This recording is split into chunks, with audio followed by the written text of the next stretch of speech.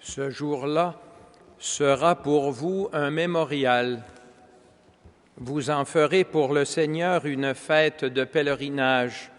C'est une loi perpétuelle, d'âge en âge, vous la fêterez.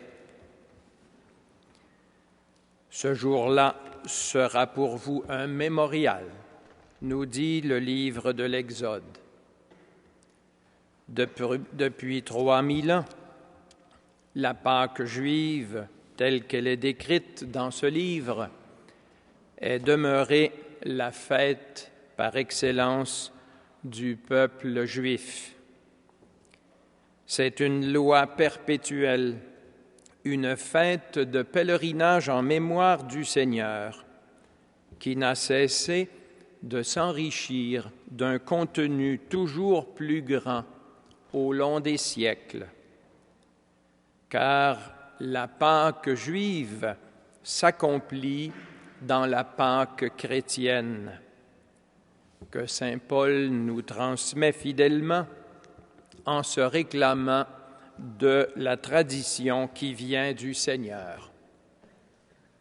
La nuit même où il était livré, le Seigneur Jésus prit du pain, puis, ayant rendu grâce, il le rompit et dit : « Ceci est mon corps qui est pour vous, faites cela en mémoire de moi. » Après le repas, il fit de même avec la coupe en disant : « Cette coupe est la nouvelle alliance dans mon sang. Chaque fois que vous en boirez, faites cela en mémoire de moi. » Chers amis, ce mémorial de la dernière scène que nous célébrons aujourd'hui, en ce jeudi saint de l'année sacerdotale, est un cadeau divin dans tous les sens du mot. C'est un cadeau qui vient de Dieu, qui conduit à Dieu et qui contient Dieu. Car depuis les origines, la Pâque est un passage du Seigneur qui nous marque du sceau de son alliance. Ce fut d'abord le sceau du sang de l'agneau qui fut posé sur le linteau des portes des enfants d'Israël. Puis, ce fut le sang de l'agneau de Dieu qui enlève le péché du monde, que nous buvons pour communier à l'amour de Dieu immolé pour nous.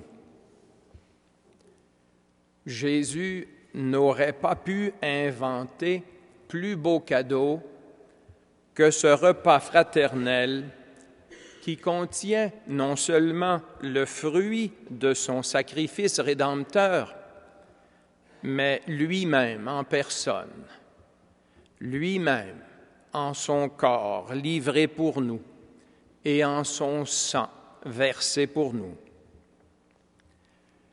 L'humanité rêve depuis l'aube des temps d'être comme Dieu, de ne faire qu'un avec Dieu, d'être admise en sa présence comme au jardin du paradis.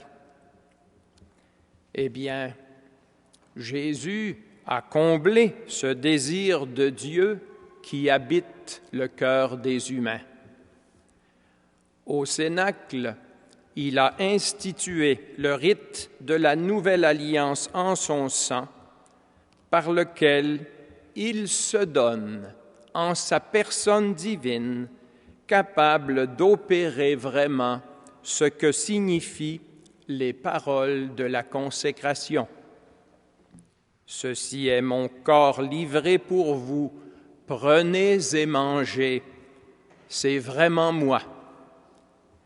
Ceci est mon sang versé pour vous, prenez et buvez, c'est vraiment moi. Puis, il ajoute, pour mettre un comble à son don, faites cela en mémoire de moi. Il serait merveilleux de vivre, ne serait-ce qu'une seule fois, le don que le Seigneur fait de lui-même à la scène. Nous voudrions tous avoir été convives de cette unique fois lors de la dernière scène. Quelle célébration inoubliable j'ai vécue tout près du Cénacle de Jérusalem avec un groupe de prêtres de Québec en octobre dernier. J'en garde un souvenir ému et reconnaissant. Mais ce soir, chers amis, nous y sommes au Cénacle. C'était la conviction intime du pape Jean-Paul II, dont nous rappellerons demain le 5e anniversaire de la mort. Nous sommes au Cénacle, disait-il, en parlant aux prêtres de l'institution du sacerdoce, car le mystère de la foi abolit en quelque sorte les distances du temps et de l'espace. Faites cela en mémoire de moi. Oui, il est grand, le mystère de la foi. Grâce à la merveille du sacerdoce, tant décriée de nos jours, la dernière scène demeure avec nous tous les jours jusqu'à la fin du monde. Car le Christ se donne une fois pour toutes à la scène et par la puissance de l'Esprit Saint, il ordonne à ses prêtres de refaire le geste et de répéter les paroles par lesquelles son don unique s'actualise pour nous. Il attache ainsi le sacrement de l'ordre au sacrement de l'Eucharistie, de sorte que, par le ministère du prêtre, nous devenons les convives éblouis de l'événement de la scène du Seigneur.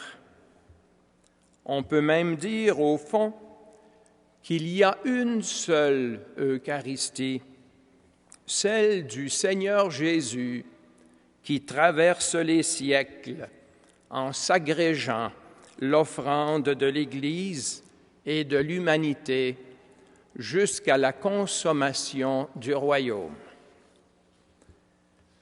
Chers amis, nous avons donc toutes les raisons de rendre grâce à Dieu ce soir, de faire Eucharistie dans et avec le Seigneur, obéissant à son ordre et réjouissant son cœur assoiffé de notre amour. Laissons-nous toucher par son amour et remercions-le pour le don du sacerdoce qui est inséparable du don du Seigneur lui-même dans l'Eucharistie. Au terme du lavement des pieds qui bouleverse les disciples, Jésus déclare en se rassoyant à table « Vous m'avez appelé Maître et Seigneur, et vous avez raison, car vraiment je le suis. Si donc moi, le Seigneur et le Maître, je vous ai lavé les pieds, vous aussi, vous devez vous laver les pieds les uns aux autres. »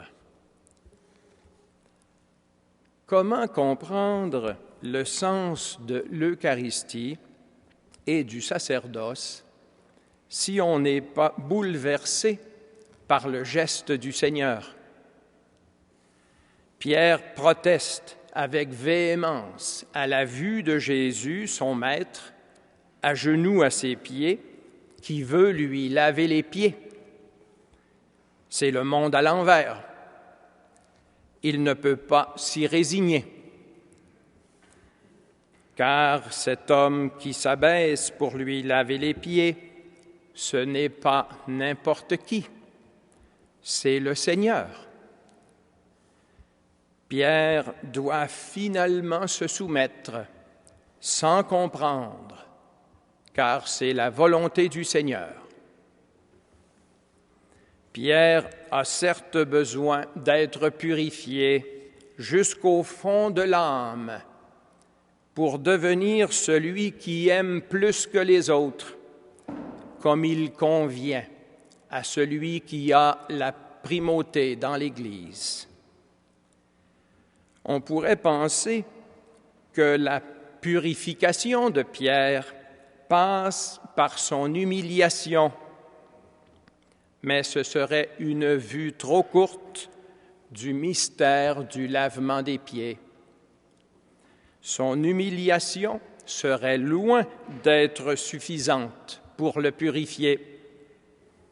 C'est l'humiliation du Seigneur à ses pieds qui le bouleverse. Cette humiliation qui anticipe celle du lendemain sur la croix, où le Fils de Dieu lavera toutes les âmes de leur souillure par son sacrifice d'amour rédempteur. C'est par l'amour du Seigneur humilié que nous sommes purifiés et bouleversés jusqu'au repentir. Une fois revenu de son reniement par le pardon de son Dieu humilié sur la croix, Pierre recevra la grâce d'aimer du même amour dont il est aimé par le Seigneur. Et il pourra enseigner « Aimez-vous les uns les autres comme je vous ai aimés. » Voilà ce qui doit nous arriver ce soir, chers frères et sœurs, en ce mémorial de la Cène du Seigneur. Quand nous allons communier à son corps et à son sang, souvenons-nous de lui qui nous aime aujourd'hui jusqu'à l'extrême. Contemplons le Seigneur abaissé qui, dans le signe du lavement des pieds et le signe de la croix, lave nos âmes de toute faute et nous donne son propre amour. Il nous rend ainsi capables de nous aimer les uns les autres du même amour dont il nous aime, dans la joie de la vérité. Le saint curé d'Ars a vécu de cet amour et il en a nourri son peuple en communiquant généreusement l'absolution des péchés. Sa charité concrète n'avait d'égal que son adoration du Seigneur présent dans la Sainte Eucharistie. Il savait, avec les saints et saintes de tous les temps, que le très saint sacrement déverse en nos cœurs l'amour divin, la vie de Dieu.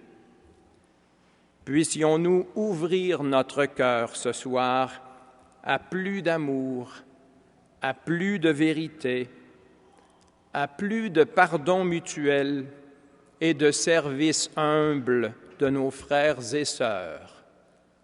Puissions-nous exprimer notre gratitude pour le don du Seigneur en prolongeant notre adoration, comme l'Église nous y invite, à la suite de l'offrande eucharistique. Que cet amour soit un puissant aimant pour attirer au Seigneur ceux et celles qui se sont éloignés et qui souffrent d'une absence d'amour que rien ne peut combler. Nous n'avons pas le droit de laisser nos frères et sœurs dans cette privation. Devenons des missionnaires de l'Eucharistie en demandant la grâce d'être des témoins plus convaincants de la charité.